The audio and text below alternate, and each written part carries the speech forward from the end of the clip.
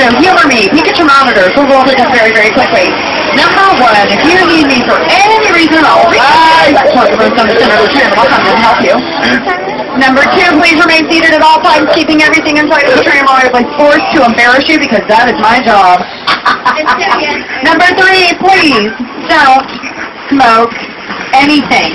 Thank you. And number four, by all means, please be prepared for loud noises, fire effects, sudden tram movement, and the possibility of getting wet, but only if you're in the blue seat. If you're not blue seat, don't worry. Made you look. You're funny. That's how I roll, people. Can you hear me? I know you're going to want to take plenty of pictures on my tour, and I highly recommend it. I just please keep those cameras nice and close. I don't want any drops of water from our water effects to affect your photography. Welcome to my tour. Universal Studios is part of NBC Universal, one of the world's largest entertainment companies. This media powerhouse not only consists of Universal Studios, but also many of your favorite TV networks like NBC, Sci-Fi, USA, Bravo, Telemundo, the Golf Channel, NBC, MSNBC, the Weather Channel, Oxygen, and Versus, just to name a few. Now we do have a kind of a little escort, if you will, on our tour. Her name is Ms. Whoopi Goldberg, so here she is to tell you a little bit more about the tour. Take it away, Whoopi! Hey, everybody, welcome to the Universal Studios tour. How long was it? Okay, fine. Maybe, but if other studios can have a line or a mouse or something, what is wrong with an Oscar-winning Whoopi?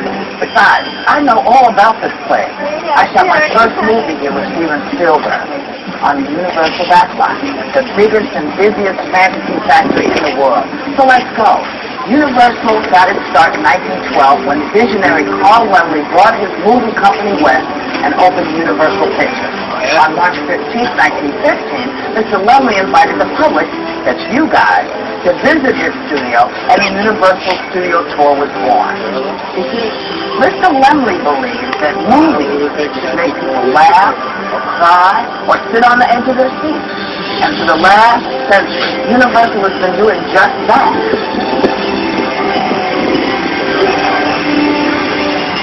I'll be back to check up on you guys a little later. In the meantime, I'm going to turn things back over to your guys. Hope you have a great time, everybody. Let's go.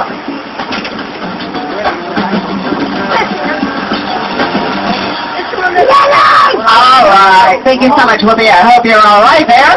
All right. So we're going to cruise around the entire lot here at Universal Studios Hollywood. You'll see lots of really cool things, including our fire department over here on the right. Yes, indeed. We do have our very own fire department with our very own firefighters. Yes. We have, check this out, our own fire department, our own zip code, our own hair salon, our own bank, our own mayor. No, we don't have our own mayor. I'm the mayor. Why not, right? So we do literally have a lot of things here on our lot that you would normally have within a city, because we are kind of a city within a lot. People work here so many hours and for so many days, in a row, we have to make sure it's very convenient for everybody. So just about anything you would need to complete business can be done right here on the Universal Backlot. All right, so we're going to head around the front part of our lot where we have our big, beautiful sound stages. Now, if you take a look at your monitors, you're going to see some movies. These movies, clips from movies that have shot in stage number 12. Stage number 12 is our largest sound stage. In fact, if we wanted to, we could fit an entire football field inside of this stage. It is coming up on your left. There it is, right there in all of its splendor. The beautiful stage number 12. Look at the size of that, man. It is truly big. All right. Now, we do film one of TV's top-rated dramas down here on this part of our lot. It stars Marg Helgenberger and Lawrence Fishburne. Y'all know what I'm talking about? Anybody? CSI? That's right. CSI. That is what I'm talking about. Now, CSI films in a number of stages, okay? CSI films on stage 25, also films on stages 24, 23, and 22.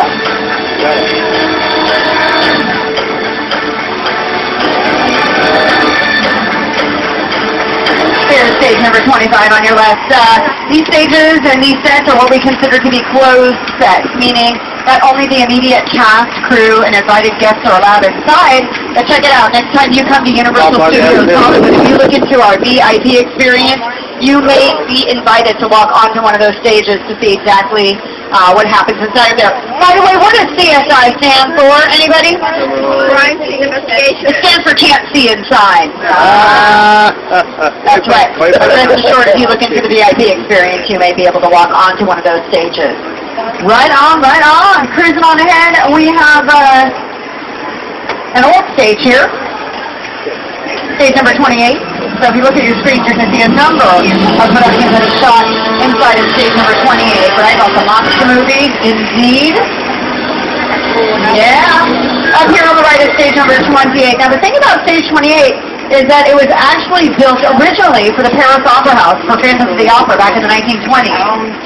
And the set from that movie is still inside of there because rumor has it the opera ghost still walks the catwalk. So they have left it up and they either incorporate it into movies and television as needed or they'll just go ahead and film it right around it. Well, last holiday season you may have been one of the fortunate ones to head out to the theaters and check out the latest in the Fokker franchise. Yeah, talking about little Fokkers, you guys check that out? Robert De Niro and Ben Stiller, they filmed on stage number 27.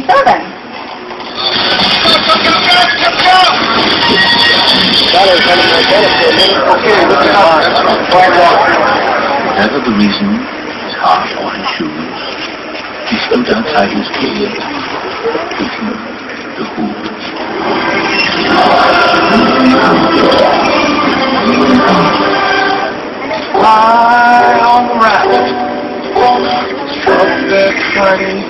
Hey guys, the jet skis are ready. Come on, we're waiting on you. Just one second with the kids. We'll be there in a minute. All right, now we have filmed some pretty amazing movies here at Universal Studios Hollywood as Universal, but as NBC Universal, we've also made some pretty incredible television. And if you look up, you will see some of our past and current television shows.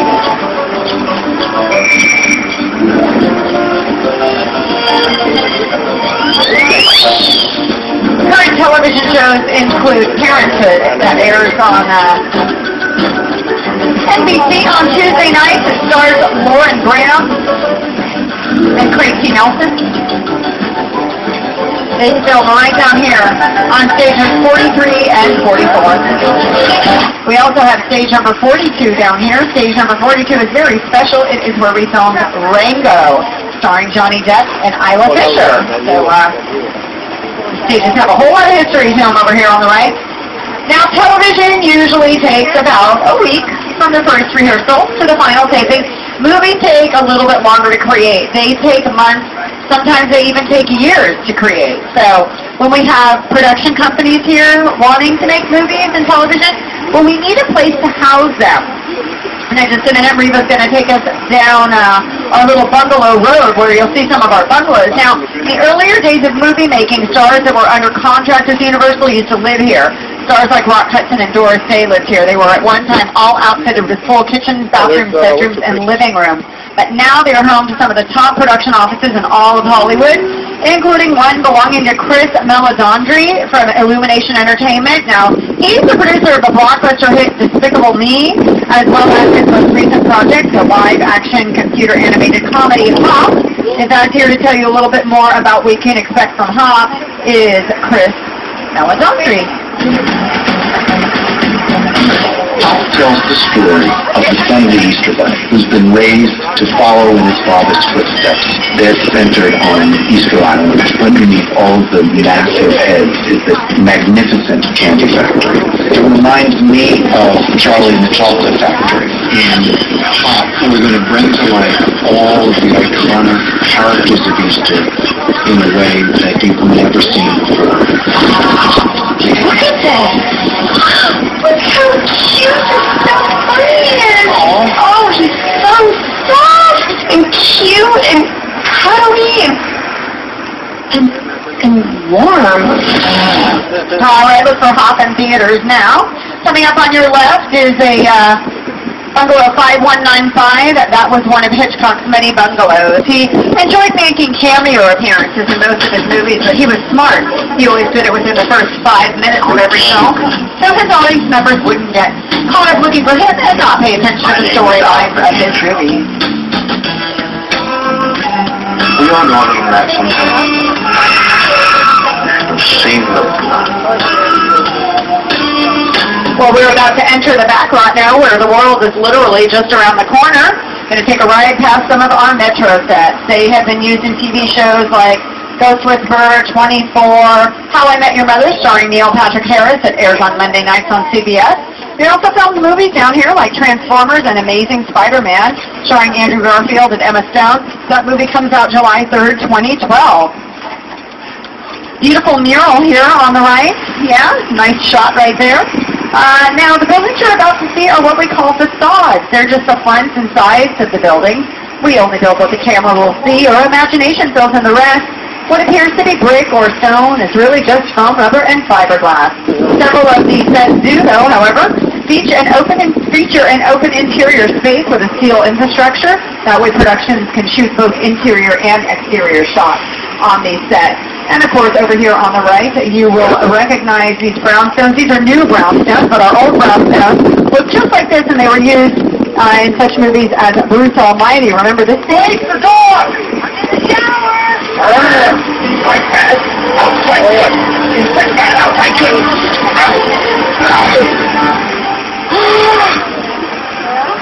Oh, you're done now. Great. B-E-A-U. All right.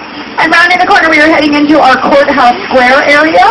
Courthouse Square, you're likely to recognize as Hill Valley from the Back to the Future film starring Michael J. Fox and Christopher Lloyd.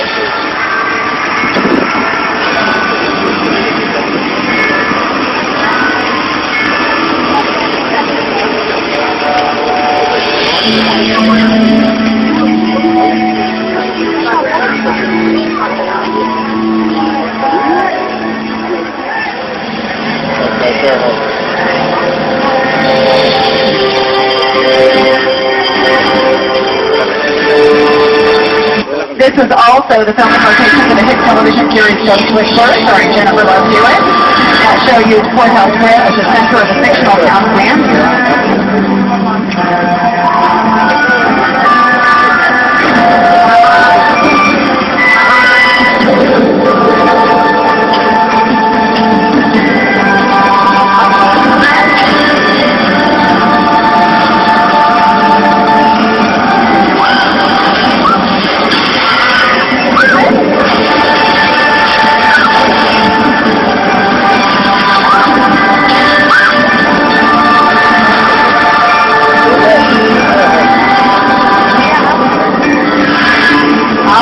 If you look left, when we make the turn here, you'll see our Macy's over there, a little brown awning across the street.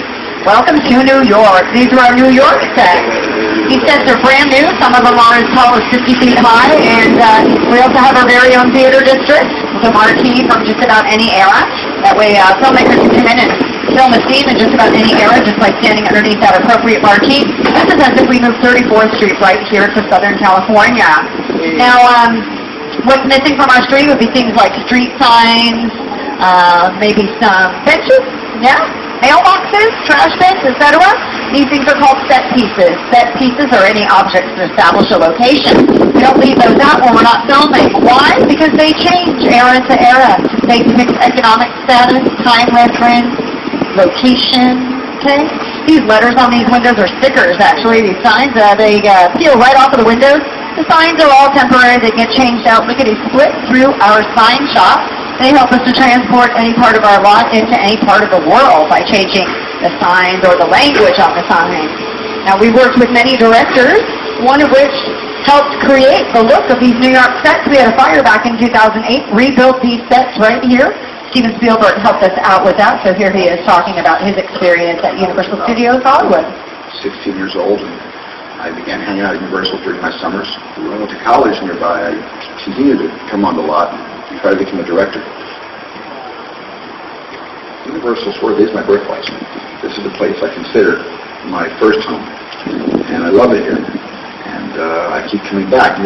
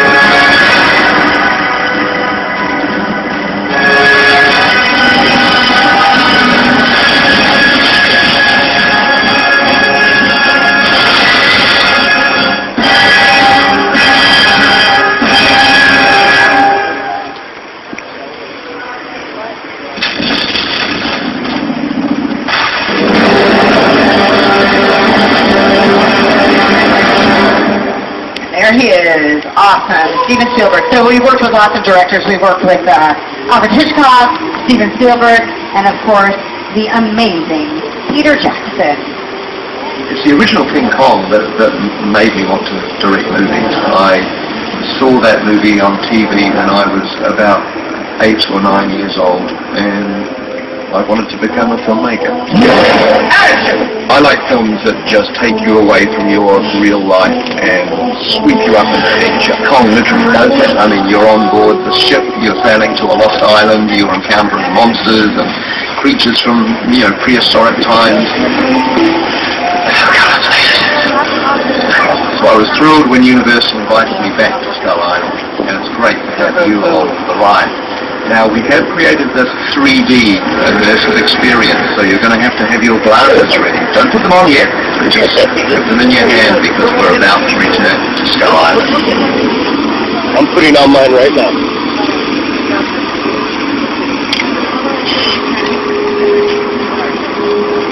Gotta get it. Someone got attacked. Someone got attacked. Oh, well. Someone got attacked. I guess. The Universal tram is winding its way through a very rough, narrow trail in Skull Island, allowing... This is a little sneak peek at some of the wildlife of Skull Island.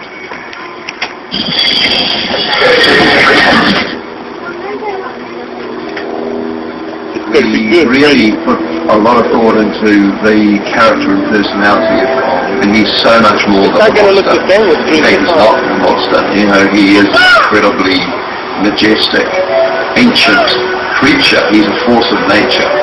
He's old, he's wise, he's proud, he's fierce, and obviously he has a heart. Oh. The most important feature with Kong are his eyes. Kong's eyes are wonderfully expressive. They're full of emotion. His eyes are like a window into his personality.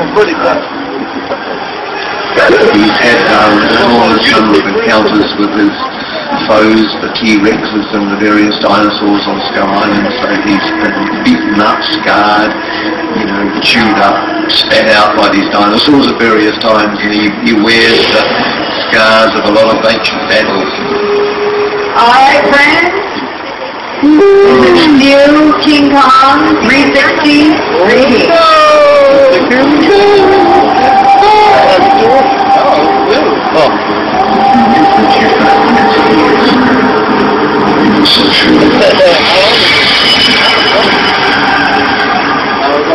Oh no!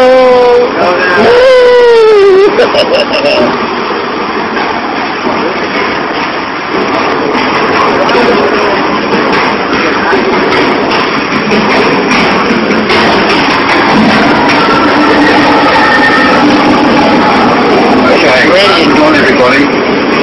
We're back in Skull Island. I'm afraid, buddy. I'm afraid. Oh, that's Whoa! Incredible. That's cool. Oh, man,